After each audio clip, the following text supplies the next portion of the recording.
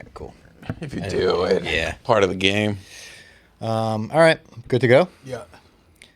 We are live. Welcome back to the Spinning Backfist MMA show for Tuesday, August 25th. I guess UFC Shanghai edition, also just news and notes edition, and we'll talk about last weekend's card as well. Frame mogging you guys on camera. Are you? Are you frame mogging us right now? Yeah, because there's like this, like, when I've sat here, if like Tom Aspinall's here, I look bigger than it's him. like, what do they call it? Forced perspective or something? It's the TV. If you're closer to the camera, you just look bigger. Yeah. Like you look taller. Yeah. I don't think you're. What's it called? Fisheye? You're frame mogging me a little, yeah. No, I'm telling you. I'm a tough frame to mog. Why? Yeah, but Tom Aspinall was a tough frame to mog, and people were saying I was frame mogging Tom Aspinall. Funny pictures. I remember they do that in like movies sometimes, like Lord of the Rings. I think in Elf, when Buddy the Elf is bigger than everyone else when they're at Santa's workshop. I think it's the same kind of camera tricks. Yeah, it's like the fisheye or something. I think it's called. Yeah. But UFC Shanghai. Shanghai, we were just saying before we started recording, it's not the best card for sure. It's happening at 3 a.m. So there's not going to be a ton of people waking up to watch that. 3 a.m. East Coast time, and then like even the main card's kind of like, I saw some great tweets that were about. I was like, Song Yudong has some momentum with in the UFC. Even his loss against Sean was a close fight. Mm-hmm. You put him on top of a China card, and you put him up against a guy who's really damn good, but a very boring fighter. And he's probably going to beat him. He's minus 500. It's just, he's probably going to win. And then you have Umar, who's probably going to 49-46 him in the most boring fight ever. Now, we've seen guys find ways to win in spots like this, but it's kind of like, why are you putting this guy at the top of the... The whole thing feels like they're sweeping this under the rug and just being like, we're going to put together a card while everyone's asleep and look away. Don't think about it. This card is strictly for China. Yeah. For no one else. Yeah. That's what listen, I'm the guy that's always like, oh, sneaky good card. The matchups are good. Not this time. No. I can't in good faith look at our people that watch, listen, and say that's a good card. It's the worst card of the year. You think Song Yudong has a chance? I mean, a guy with his power, I'll always say has like a puncher's chance, but it's even the power. Like, I think when you get to these elite levels, like you're in the top 5 now, it's like we haven't seen him spark a guy of that caliber. Yeah. Like, what's like the best guy that he's sparked? Like Ricky Simone? The best guy that Song Yudong sparked? Yeah. That it's like not beaten, like knocked out. Yeah. Because I mean, not to say, who knows, maybe he's able to stuff some takedowns, and I think he probably is sharper on the feet than Umar. Yeah. But Umar's not like horrible on the feet by any means. No, he's very competent. I mean, he did handle Corey Sandhagen relatively well. I know he lost the fight, and there was a doctor stoppage. I thought it was a close fight, and possibly Song was 2-2 going to that 5th round. I think his eye was closing. It was a relatively questionable doctor stoppage. He was getting beat up, though. If I remember, especially that ending, I'm trying to go back in my brain. I remember that 4th round being...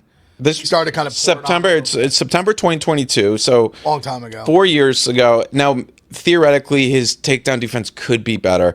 He could handle the wrestling a little bit, but this just feels like Umar. Like, it's going to be the most boring 49-46, 50-45 you've ever seen. You're going to wake up to this, and then you're going to be put back to sleep. It's going to be like Umar against Corey Sandhagen or Umar against Mario Batista. Like, I guess Mario Batista did starch him a little bit in the first, but Umar's really good, but. It's not an exciting good, really. When's Umar's last finish? Barbosa? No, was it that long Barcelos, ago? You mean? Barcelos, sorry. Oh, God, I think you're right. Probably is. Which actually is aged phenomenal. Oh, my God. January 2023. It was the left hook against Paioni Barcelos, which you're right, has aged really. Barcelos really well. has been on a tear. Yeah. But still. But that's crazy that was literally the last time. And then before that, it was Brian Kelleher in March 2022. Has he even hurt anybody? Not really. I mean, he won the first 2 rounds against Merab, and then Merab just smoked him the last 3. Yeah. Took the belt. That's crazy. Yeah, and then, this to me feels like a fight where even though the card is for China, it feels like this is a fight made to get Umar just like back in the title picture. Actually, Mitt Romney, who's done like a lot of like in the chat, has done a lot of like graphics and like stuff like that for us. He actually texted me this week and was asking me about it. and kind of like this collision course of like Umar wins, and then basically if Jan beats Merab in a couple months, you make probably the Jan O'Malley fight, and then Umar's kind of waiting for the winner. Or if Merab wins, then you probably do Merab Umar too. And Mario Batista's in a weird spot because Umar really kind of dominated him outside of getting he got sat down in the first round of that. But outside of that, it was kind of I guess you could run back Mario against Umar, but it would kind of just be like, why even do that? I don't think they would. I don't think they would either. Because that was I think those two, like kind of whoever wins, I think those are the directions it goes. Either Merab Umar 2 or Jan O'Malley 2. And I think that's the next title fight probably right after, too, yeah. If those results happen. Okay, so Jan wins. We're basically assuming Umar's going to win. Yeah. If Umar wins... And then what happens in October? Then if Merab wins, then they do Umar Merab. Mm-hmm. If Jan wins, they do Jan O'Malley. And then Umar has to wait. Because I think they're dying to do if Jan wins... Then O'Malley will... And this is the trilogy of Jan Merab. Yes. Yeah. And then... Because if Merab wins, they're not doing O'Malley Merab 3. No shot. No shot, right? They're doing Umar. Because it was a great fight. They do Merab Umar 2. And there's like some beef there. That's what I'm saying. Like, I think it's kind of a clear... He was who brought it up to me, and I was... Shout out Mitt Romney, and I was like, that's a great point. I think that's very... And we haven't seen Merab Jan. Sorry. We haven't seen Jan Umar. No, we have not. So if Jan wins, they'll probably do O'Malley. They'll make Umar wait, and then Umar will fight the winner no matter what. Although he would have to wait a while for that. But I'm sure he would for another title shot. But he's been active. If there's something that you can give Umar, this is what, his third fight this year? Or is it second? The only thing is, I don't know who you could give him. Second. Like, if he has to wait, like, if you really are determined, like, they want to do O'Malley, Jan, which I think they will. Mm-hmm. I don't know who else, because he, like you said, Batista's, I think, ranked 4th. He fought him already. And then he's not getting anyone higher, because it's just everyone that's... It's just the title. Yeah. They presume title fight. Not going to get O'Malley. Yeah, they're going to give O'Malley. Who else? The only way he fights O'Malley is if O'Malley beats Jan, and then they might even just do the Jan O'Malley trilogy. Or I guess at that point he'd be up 2-0, so they wouldn't even do it.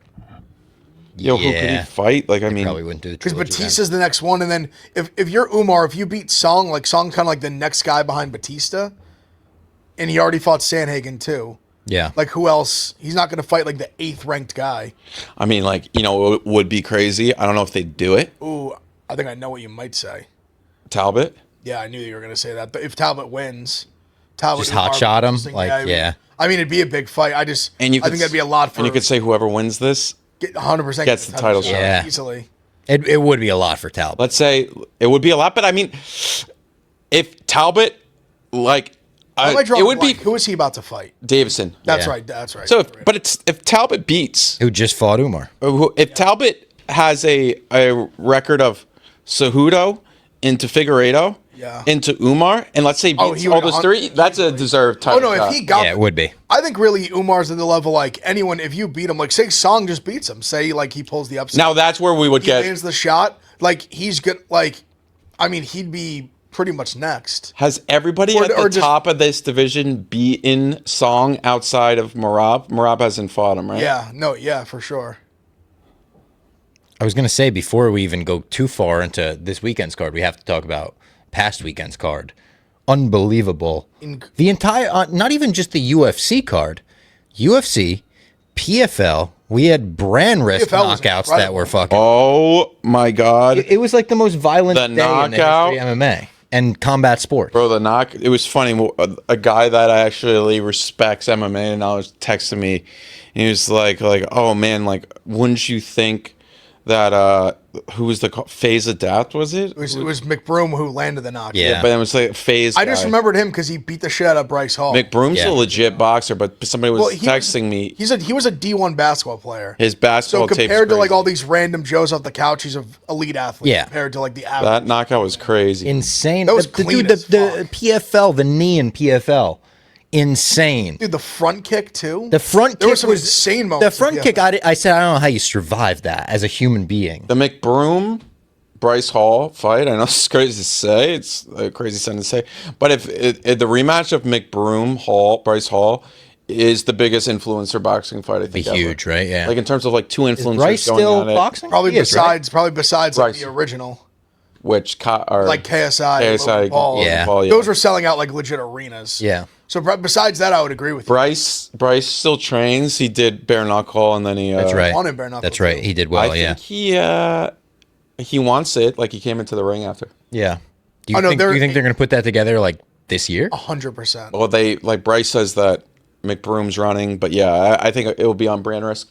Did you see the videos of Dana watching it? Like when the guy No Neck was fighting? Oh yeah, yeah. Like in the background, it was like I think it was when what's the fight was going on? Spivak against what's the Brazilian's name? Spivak against who's the heavyweight? Not Santos. Who did Spivak just lose to? Oh, Petrino. And like Dana and Hunter are watching No Neck. Yeah. I think UFC will buy Brand Risk. I think you're right. You think so? Yeah. I thought that. Like their version of Rough and Rowdy, basically. Exactly. And it's just a Rough and Rowdy for like influencers. And you have like every card a UFC fighter cycles in on commentary, does commentary for a few fights. And then like maybe one time like they like it, and people will get mad at this, but if it is approved by Vegas Athletic Commission, Nevada Athletic Commission, I wouldn't be shocked if one of those like events, like one of these events, gets on, like in the middle of like a UFC card. I was even thinking like, can they commission it to where it's like you put together a Brand Risk event that has power slap fights in between fights and something like that. Or you do like that's like the Friday night instead of like they're doing a little power slap into UFC, do a little like Brand Risk. I mean, they've used the Apex already. Yeah. Little Brand Risk Friday night into UFC Saturday night. Yeah. But like the power slap's going nowhere. I mean, for sure. Brianna released the video, her interview. Brianna works at Barstool. She released an interview with Dana, and Dana was playing the hits. Talks about number one viewed clip in the history of YouTube sports is power slap. Number one viewed video in the history of sports TikTok, power slap. Dana talking about how he leans left in a lot of ways. That he was playing the hits. Yeah. Brianna goes, do you have like any regrets in like your come up and everything? It's like, I'm a guy that lives with no regrets. It felt like AI. I was like, they were not in the same room, but they were. It's an AI Dana. That was the same day he was in here and I interviewed Dana, and it was funny preparing for that. I was like, shit, I should have watched her interview like live as it was happening to make sure I didn't go over any of the same stuff. After seeing the clips, I don't think we went over any of the same stuff. Same question. Yeah. That's funny. But obviously, like, great UFC card, top to bottom, a lot of great finishes. Sacramento was elite. It was. It really. It was like excellent card. I mean, it makes this weekend's card so much easier to swallow. Of being like, it is what it is. We had a fucking banger last weekend. How many fighters in that middleweight division does Gregory beat? Saturday night's version of Gregory, or are we more on the side Anthony Hernandez was never that good? No, I'm not going to say he was never that good. I think that's like, I mean, we watched him drown so many good guys. And even in that fight, there was a moment where I was like, oh my God, it's happening. Felt like the most fluffy times Gregory Rodriguez fight of all time, where it's like, I don't know how Gregory got that second wind. After the second round, in the third, I was like, this guy's legit dead. It's over. I was like, it is over. He caught that fourth round. He caught a second wind. Bro, and they told him, stop backing up, stop. And he went forward, and like, it was such an interesting fight because I thought him winning the first exchange in that fourth round was so important because it allowed him to stay on the front foot, and then it, like, Fluffy... Those 48-47 scorecards were I thought in my opinion, I thought it was pretty clear that Fluffy won round 3 and that was it. Yeah. I thought that was the way I scored it. I thought 10-8 or second round could have been a 10-8 before Fluffy came back and kind of hurt. But there were some moments, and we know Fluffy doesn't necessarily hit like soft, but there were some moments that Fluffy landed some shots. I was like, those shots.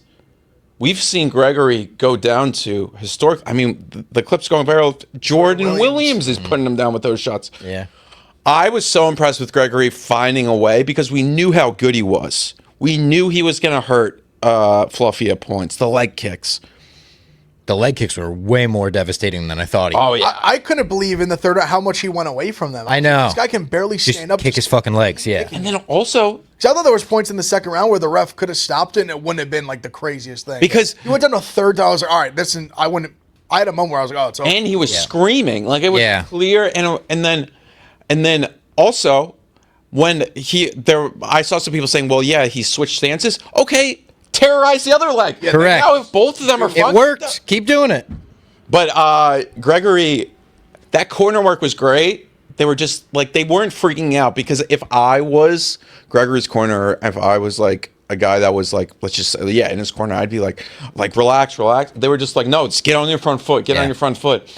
And I thought in like the times that we've seen a lot of bad corner work, he's from Killcliff, so like it makes sense. But and also I think he's an all-around good guy. I mean, it seems like he's just like everybody loves him. And people love Fluffy too. And also, I mean, that walkout for Fluffy was sick. Yeah. And Rodriguez was dealing with a bunch of shit week of the fight. Yeah, but that came out today. Hospital, he had like the gas mask or an herpes, oxygen mask. Something with couple things he said. It was which really stinks. I know these fighters go through so much to make it to the cage, and Gregory found a way to make it. And dislocated finger, his back was locking up, weak immune system. Yeah. Also, shout out Fluffy.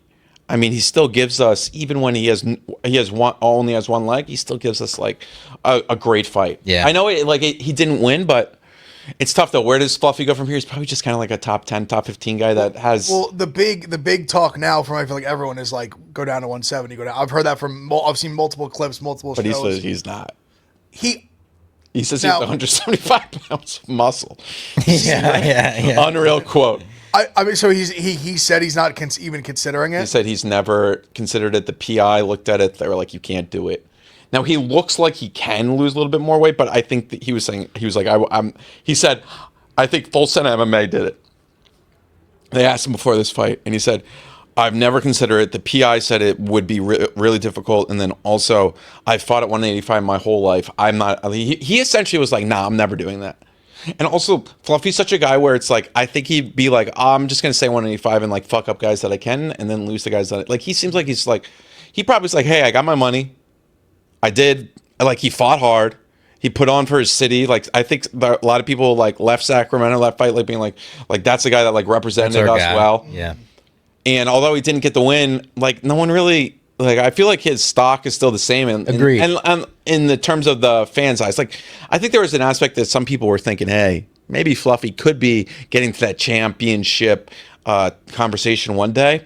But I think after seeing what happened with Strickland and what happened here with Gregory, it's like he may be like a top 5 gatekeeper kind of thing. Well, that's what I thought. I was like, his stock isn't down from a fan perspective, but I think it really, in my brain, closed the chapter of his title shot. And that's not saying he couldn't get back. Like, he easily is close enough that he could go on a run, win like 3 in a row, and be back. Late notice. But it just was like, I don't know. It just he's felt no longer one of those names that comes up in contenders, like when you're talking about, so-and-so's next. It's so stacked. Yeah. Because now, like a Robocop, you're sitting there like, all right, well, the only guys left for him to fight at the top are, he's going to either fight Pfeiffer or Imavov or DDP, like, Morallo. But I think that's really it. Like that's it. Like those 4 is like that's his next fight, I would think. And who does he get next, you think? I think they do DDP. He called out DDP, right? Yeah. Did you say him on the mic? I'd like to see that. What, maybe I think early DDP 2027? kind of works in it. Gregory needs some time. I think. Am I crazy that I think DDP would smoke him? I think the same. I think DDP works. I think he does. I just think he's too well rounded, and he's too durable for how. And I think there is just Robocop like is. Even all the 4 names you mentioned. I don't think he beats any of them. Because the Pfeiffer, even the Pfeiffer Robocop is like in my head like a dream. Like it's a fight as a fan I'd love to see. Pfeiffer's in my mind, like that's the most beatable fighter. Pfeiffer hits too hard. That's my Pfeiffer fear. catches him. That's what I'm saying. In a 3-round fight, I think at some point he's gonna hurt Robocop and he's gonna end the show. I think every single fight I've watched of Robocop, he's gotten caught at least once. Like even Anthony Hernandez caught him. Yep. And Hernandez caught him with something that Pfeiffer hit him with. 100%, he's out. Yeah. And we've seen Gregory go down. And that was really why I liked Robocop in this fight. Because I was like, I don't think he's going to be able to drown him with the takedowns, and I don't think he's going to be able to hurt him on the feet. Yeah. So I was kind of like, where's the path? Now, I will say, Gregory's kind of style of fighting is a lot different than Izzy. Izzy did look really good against Piper before. He looked great. I think Gregory could look like a huge, like he's winning every round, and then Piper just gets him. 100%. It feels like one of those where it's just like, yeah, Gregory was the guy. Like, yeah, he's the better fighter, but then Piper. Maybe they give him Piper. Piper's so strong too. That's the fight that I would love to see. And that's a fight that I think the winner would be clearly like his takedown right defense. there. I know the leg was lacking for Fluffy, bro. Stuffing 25 takedowns from Fluffy. He's so strong, dude. And that's Piper's. They both are guys that just look like brick shithouses. Yeah. Also, I can't believe, I don't know how the genetics works, that in their hydration weights, he was only 2 pounds heavier than Fluffy. That feels impossible. I believe what the UFC is saying, but just seeing the two of them standing face to face in the cage for 25 minutes, it feels impossible. Did you see what Barbosa got up to? Marcio? No. Barbosa got up to... What are you, like 170? He got up to 183. No way. What? 183? No, from 155. Oh, Ed's that was feather. Oh. No. Who's the guy who knocked him out? Ryan Coos? That fight? No, Mauricio Barbosa versus Coos. He is featherweight, yeah. Featherweight. That was definitely featherweight. He gained 38 pounds? Maybe not 30. I'll get it right now. Well, that's why I was saying 170, because I was like, he gained 25. That'd be a shit ton in a day and a half. Obviously, Gaziev, big knockout. Chris Padilla, good submission. Jamal Emmers. Okay, he got up to 171. That's still insane. He gained 25 pounds. That's insane. He had the biggest jump of 18%. He should get a big fight. The second biggest jump was Mason Jones, 14%. Markel Medeiros, 14%. Oh, sorry. No, the second biggest was Gage Young, 16%. Didn't help much. But that is very interesting that Gregory went up 19 pounds, Anthony went up 16. That's crazy. He only puts on that much weight. And Gregory weighed in at 185. He's got good genes. I don't know how he just doesn't carry. I think it's just that the muscle, it looks bigger, but it just doesn't weigh as much. But he's even so much taller, too. I know, that's a good point. Bro, he's just like, I think, a genetic freak. He is. I mean, we saw him, the one time when we saw him in Miami, we all couldn't stop, or in Florida, we couldn't be like, he's sitting next to Luque. They're like one weight class. He looks like he's like 6, he looks like a heavyweight. Oh, he was training with Anthony Wentz at Killcliff. In Anthony Wentz, like a hype Dana White's Contender Series, you can see Anthony Wentz shooting takedowns in the cage while they're sparring against Gregory Rodriguez. Like, that's insane. Yeah. Anthony Wynn also, what do you say? God created COVID so he didn't have to play. But he said that again. He said that on Contender Series. It's the funniest thing I've ever heard. I think I texted you guys when it happened. Yeah. When he said that, I said, that's the most insane thing I've ever heard. God created COVID that killed millions of people. So I didn't have to go to Canada. He didn't want him to go to Canada. Yeah. One of the greatest. Well, so he actually told the story, like the true story on Deep Waters of how he basically started doing MMA. It was saying like that happened. And then he's represented by First Round. What's the guy's name? First Round Management. Yeah, no, what the fuck's his name? The main guy. He represents like John Jones, like Kawa, right? Kawa, yeah. Whatever. So Malky Kawa? Yes, Malky. I was trying not to butcher it. So when he was in the NFL, that was his manager. Oh, because I forgot they represent a lot of NFL guys. The CFL gets canceled, obviously, with COVID. He's in his office. He sees a picture of John Jones. He goes, oh, my God, like, you know John Jones? He goes, I know John Jones. I represent him. Yeah. And then he basically was he started gassing him up, being like, yo, like, you should try fighting. John Jones was? No. Oh, Malky, yeah. He said it to Anthony Went, was like, because Went was basically like, he basically was like, I feel bad. Like, I didn't really make you much money. Yeah. He was 1 year on an active roster. Yeah. That was it. So he's got to make you much money. And he was like, oh, like, you should try. Like, he's like, you still can. MMA. Like, you can't. Like, he was like, started just immediately gassing him up. Like, I think you'd be a world champ, blah, blah, blah. And that was how he basically said he just went to, like, he just went to the gym and was rolling around. I think he said the gal Baeza, which is wild. He was a 170er. He said Baeza and someone else at that gym. And then he just was like, yeah, I kind of just like, he basically said I was beating guys right away that I shouldn't have been beating just off pure like athleticism and like strength. And I knew like once I learned the skill, I'd be like really good at it. And it's a work ethic because of football. So he didn't really start yet to like 2021 basically was when he started doing like anything. And I don't think he even wrestled. Like he didn't wrestle in college. That's crazy. I'm not sure if he did in high school. I know he didn't in college. He's FIU's all-time leading tackler, and he was just working for like the football team at FIU, and then just kind of went and just these managers. It's very interesting. Like, I mean, it feels like, but like this isn't the first time like a football player's like made the transition. But it's like you hear this, and you're like, why isn't this happening more? I do think the biggest thing why it's not is the pay initial. Totally. Like the initial pay. The pay, and a lot of guys just don't like getting hit in the face. Yeah. Even Jordan Burroughs was talking about that on Ariel. I saw that. He was like, the only thing that really intrigued me was like the fame aspect. Celebrity of it. Yeah, but like not the actual. Like some people just don't. Which I mean, like Brock Lesnar famously, people would always say like amazing freak athlete, did not like getting hit. Yeah. But I think a guy like Anthony Wentz, like, I mean, he's been getting like ran over his entire life. Yeah. He just craves contact. There's different positions. Like he's a linebacker. Yeah. Different breed.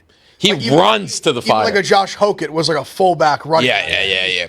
We're talking about two positions where you're just collisions all day long. Yeah. Just contact, action, just meeting in the middle kind of thing. Yeah. So, I mean, those are... And Hokett's a little different. Hokett's an all-American wrestler. Yeah. He was awesome, yeah. So he was different. Like, he had a true base. He wrestled his whole life and was elite at it. Yeah. When do you think we'll get another Hokett fight? You think Soon, I bet. Poton? You think they're saving it? I think they put him on MSG? I said it on the recap. I think the MSG card's going to be Aspinall gone, and then Hokett, Poetan, and a man co-main, and it just sets up perfectly. Just the winner gets the winner. And Poetan, it don't even matter that he lost to Gon. If he knocks out Hokett, he's getting the title shot. Oh yeah. It'd be cool if we're like, winner gets the winner. I just picture it now. I picture it now like Dana, the heavyweights at MSG. Yeah. Little like 4-man heavyweight tournament. He'll be licking his chop. That sounds beautiful. Press conference, all of them up there. This rematch the rematch everyone wants to see that kind of didn't really get to play out in the main event. I mean, Hokett Pereira, the lead up to that will be just like clips galore. Explosive, yeah. Oh my God, like it's gonna be incredible. Poetan just sitting there like straight face while Hokett saying the most outrageous shit to him. Speaking of wrestling too, Cejudo beat Merab in the rematch at RAF like very easily. Crazy. And obviously Jordan Burroughs beat Sean Brady. I don't mean to say obviously, but like I think that was he's Jordan Burroughs, man. Yeah. He tacked him, yeah. And there's no law. I lost to like the Olympic. Yeah, one of the greatest wrestlers of all time. Burroughs won medals. Oh yeah, gold. That's what I thought I was gonna say. I was like, you lost. I'm Olympic almost positive at his sport, like. Right? Did he win gold? Yeah, he won gold. Yeah, I mean he's like literally nothing to lose in that match. Gold and 6 world titles. So. Jesus. Oh, he's a Jersey guy. Forgot that. Shut up, Burroughs. Camden, New Jersey. Okay. Yep, that's a tough place to grow up. Yeah, you'll become a wrestler. Yeah, you're gonna fight. Yeah, you're gonna fight one way or another in Camden. What else from the week that we didn't talk about, or even is there anything from the last card that you wanted to bring up? That I mean, really, the Dober wants Michael Chandler.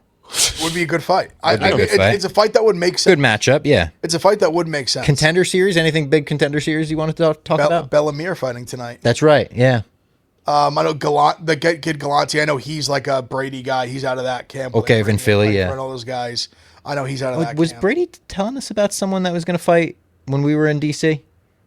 If he was, it might have been him. Because I watched an interview. He might have mentioned he was hyping up Galante. Is he fighting? He's fighting the first fight. He's fighting an Argentinian. Is Bellamere like the main event tonight? Yeah, she is. Thought so. Yep, she is. Yeah. Lot of squash matches on the. And Bellamere just recently won some grappling. Yeah, BJJ. Right? Yeah, she fought on the UFC right, BJJ. Yeah. I mean, Bella's probably the most hyped female prospect in a while. And definitely in a while. Yeah, she only has 4 fights. So I can't think of one that... And she's fucking jacked. Her arms are crazy. Yeah, I can't think of one that's... Like, obviously, prospects have come up through the UFC, and you're like, oh, she's a great fighter. But a true hyped through contender series, I can't think of one. Having the last name. Oh, big That's why she's the main event. Yeah. But she's been killing people, too. Has Frank been cornering her? I don't know. It'd be cool to see Frank Mir in the corner. But Bellamere, she's fighting kind of a trash can, last second replacement, or like 2-week replacement. Now we need Brock's daughter. You got to do the rematch. Lesnar versus Mir. I think Brock's daughter is different weight class. A little bit bigger. She's definitely. I don't know if there's a weight class she can make in. Definitely not. Maybe not. No disrespect. No. I mean, talk about like jacked. she's Yeah, jacked. it's pure muscle. Yeah. there was just like there's not a lot of weight classes. Like it would be tough. I mean, you had Caitlin Vieira missing by 7 pounds. That was 45. crazy. Right after she did, everyone was reposting her thing about how the UFC made such a big mistake letting her go and everything. 7 pounds she misses weight. Real bad. Oh, man. Real bad. Did Cyborg retire? I don't undecided, think so. I think, still. Yeah. She's going to be undecided for the next. It's just like who she's going to fight 10 more times. Who is there for her to fight? That's the problem. But I think she sees the MVP check. Who's been there for her to fight? I don't blame her staying because she's fun, I guess. I mean, who's been there for her to fight for the last 10 years? Well, they keep just getting like just random. Pacheco was a great fight. Pacheco was a great fight. Pacheco, and then the Kayla Harrison thing's never going to happen. I would like to see Pacheco in the UFC. Where is she? She hasn't fought. I don't think since then. That's like 2 years ago. Because I think she'd do pretty well in the UFC. I'm not saying she'd win a title, but I think she'd be in the top 10, 5. Oh yeah, yeah. That's literally we're about to hit the 2-year anniversary of that. We were there. We were ringside. She beat Kayla. She was great. Remember Ali got yelled at by the yeah. And a year after that, so she fought Cyborg, and a year later, PFL said you're released, and she hasn't done anything in a year. Oh yes, she got released. She got released by PFL, and if the UFC hasn't signed her, that must mean something. Yeah. Because that's weird. Like the UFC signs. Did they hate her when she was in the UFC? Or I'll tell you. I mean, she won the $1 million. Maybe she's like, I'm good. That's also Kayla. She won $1 million. Yeah. Maybe she was like, I'm good. It's possible. I'm sure she got a decent check for the Cyborg fight because it was in Abu Dhabi or Dubai. Yeah, it was on the Francis road. You know, it's a fun little trivia fact about Larissa Pacheco. Her 2 UFC opponents. Do you know who they are? No, tell me. She lost. She went 0-2 to Jessica Andrade and Germaine Durandamy.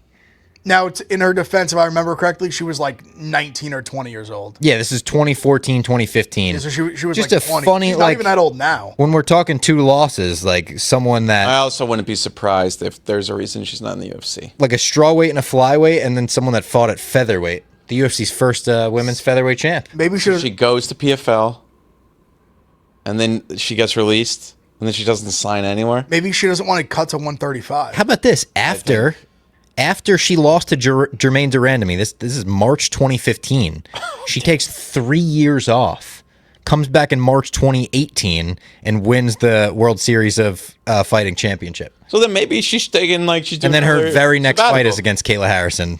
But you are right. Where's she from? Argentina or no? Brazil. Yeah. And she might have gotten her money. She's like, I'm going home. Who gives a fuck? I mean, that's $1 million check. Can go a long way in Brazil. $1 million check plus. I'm sure she made good money for fighting Cyborg, and definitely. I'm sure she made. After the $1 million, she had 1, 2, 3, 4, 5 fights after that. So Aspen Ladd was in there, right? No. Julia Budd. I mixed them up. So might as well be the same. Yeah. Amber Liebrock, Elena Kolensky. She was probably collecting like a 250, 500. That's what I'm saying. Yeah, minimum she was making a lot. 6 figures, I'm sure. And that was back when the PFL. Yeah, that was the good pay. She was getting a good pay. Yeah, they were flexing that pay back then. Then we also had the discussion about all the fighter pay because we get to see it from California. Yeah, I still think disclosed paychecks. I still think a lot of them, like the contracts are different. Like people are like, Mason Jones only makes $50K. I think Mason Jones is making more than that. Definitely. I think Gregory Rodriguez and Anthony Hernandez made more than $340 and $180K. Definitely. Agreed. I'm not saying they're getting paid millions. I think the greatest tell was when Islam did that interview with Demetrius Johnson. And he was like, you never got paid $1 million for a fight? That makes me think Islam gets paid like a couple mil, right? 3 to 5 mil. Yeah. I think it's easily like 4 or 5. I think so too. Because I think when you're like us and you're really in the weeds, you watch a lot of interviews. You see like these little things. Like I've heard Sugar talk about it a bunch, and other guys have too, about the disclosed pay. He's like, yeah, like that's my disclosed.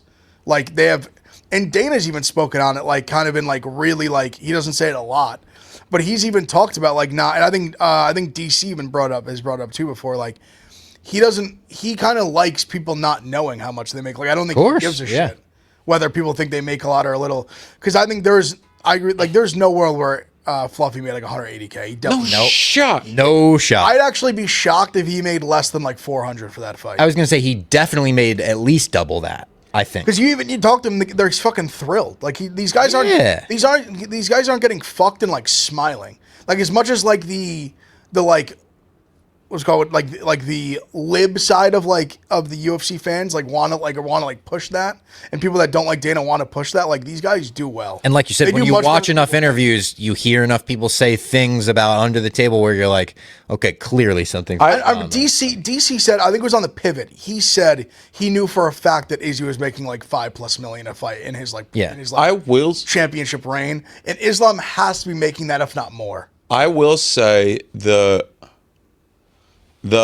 bottom level should be Agreed. I think should be risen a little bit, because it's like 12 and a half. It shouldn't 10. happen. Or 10. Anthony Wentz, he was like, yeah, I made 10 and 10, 25, made 25 for the finish. Like 10 and 10 is a little crazy. He made a quick 25.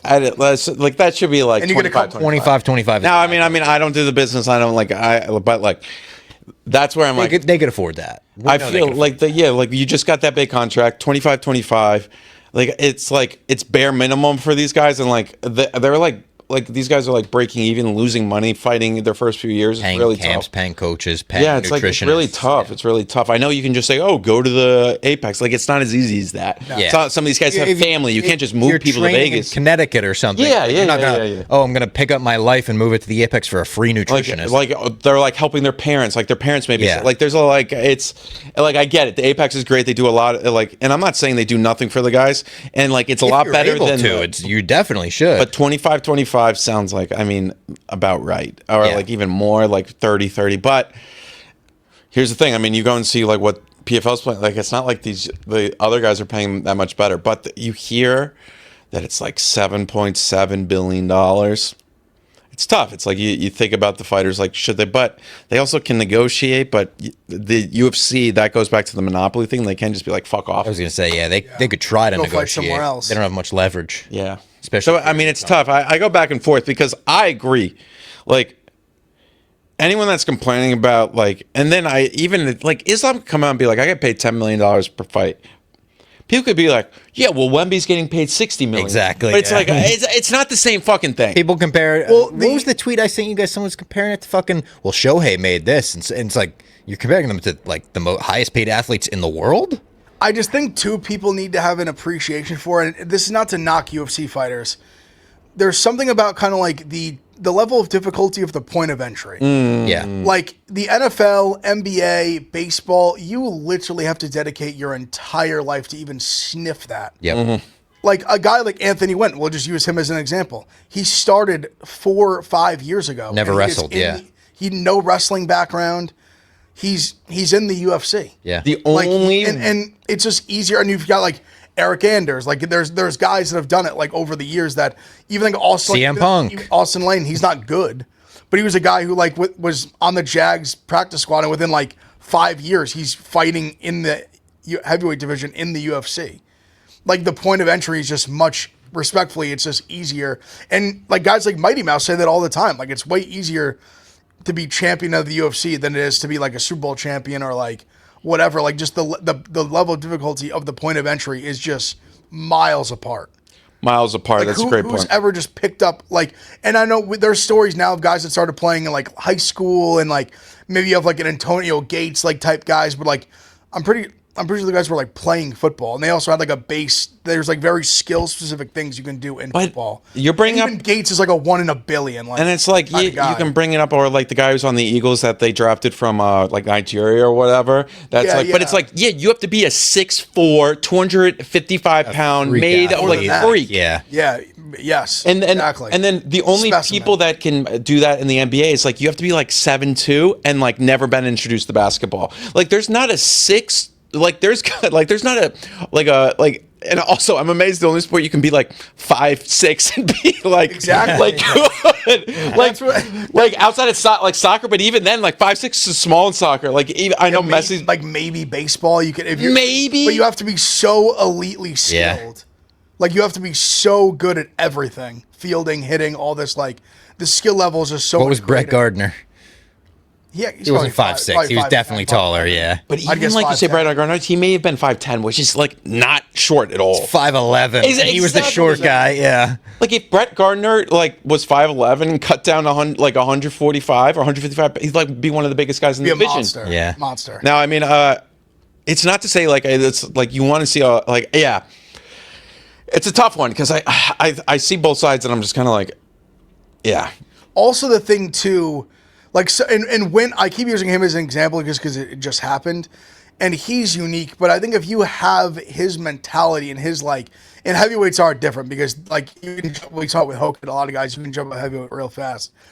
But guys, if you're willing to be active, you can run through these contracts pretty quick. And those like when, for example, I bet like he fights out like this next one, maybe it's a slight bump, and then I bet by his third, fourth fight, he's making six figures. Also, yeah. I think like there's a lot of guys that have that and it doesn't get talked about. Like they sign a 4-fight contract and they rip it up after 2 and give a big raise if you're a guy who shows out your first fight or 2. No, and if you're smart, and I know this isn't as easy and it's like it really depends on the fighter and everything, but the platform the UFC gives you is worth so much more than like Anthony Wynn. It's like, here's the thing, Anthony Wynn could be 5 times the fighter fighting in PFL on a 50K contract right now.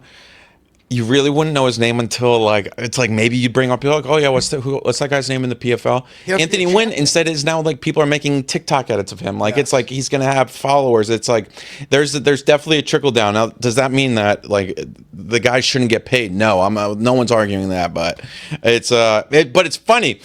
His opponent got paid more than he did. Really? He was on 12-12 because if you get signed from Contender Series, you get signed from the 10-10, which is the Contender Series. Oh, wow. And then, so Chapman, I think it was Chapman, he got 12.5. But so like, even though it's the difference of 2.5 thousand, or that's 2,500. If you look at it, that's like the Contender Series guys stay on that 10-10 until they're through. But you get the 3-fight contract, the whole thing, and you already got paid. He got paid for Contender Series too. I think Contender Series is 10-10. Yeah. What do you guys want to talk about on this weekend's card? Are there any fights in particular where you're excited for? Like, again, I know we talked about it not being the best card, but any fights in Shanghai that are really intriguing to you? The only one that's kind of stuck out. Main event, obviously. The main event, besides the main event. Sean Woodson, Jack Jenkins, I think is interesting. Yeah, we haven't seen Sean Woodson since the Ige fight, which has been a while. I think it's been over a year. I like Jack Jenkins. And it was like a kind of a controversial stoppage. He was up 2-0 with the cards, and Ige kind of took over, and it was kind of a weird where he hit him a bunch of times, but I think Woodson was definitely hurt, but he was like fine. But he hasn't fought since then. And Woodson's one of those very weird, like I think he's super talented and has like a lot of good things about his game, but him losing to Jenkins wouldn't shock me whatsoever. I mean, like Ray Saisura against like Kevin Borhaus shouldn't be awful, but I think like Saisura is like going to be significantly better. And also, his only loss is to Joshua Van. So if Ray gets another win here, I mean, he's like back in like prospect territory for me. Andre Lima against Namsre Batibayar. I think I remember watching Batibayar on Road to UFC back in May, and he was very impressive. Andre Lima's also, he's the guy who got bit, right? Yeah. Yes. And he's so that's an interesting fight. But then it's like Levi Rodriguez. Hassan we'll see for the first time. Oh yeah, squash match. Kai Asakura again. Yeah.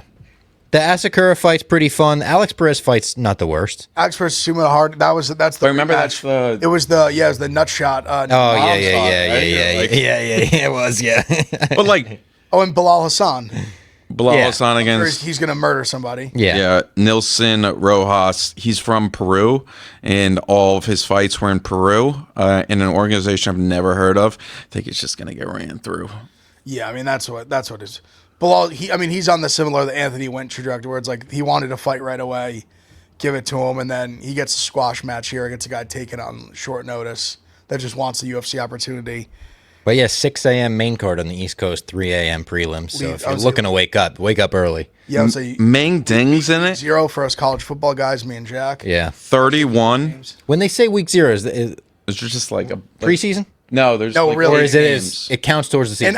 And not to get in football on this show, one of the better week 0s I can remember in recent memory. Yeah. There's like 4 games that I would say are like solidly good games. Okay. Usually there's like 1 or 2. There's one in Ireland, Dublin. Yeah, that's cool. Yeah, the Belich, TCU, UNC. That's pretty cool. Meng Ding is fighting on this. He's 31. He's had First fight on the card, 45 professional fights. That's crazy. That is crazy. You see a lot of that in Asia. A lot of 35 and 10, yeah. So he may not actually be 31. Yeah. But yeah, there's a lot of just...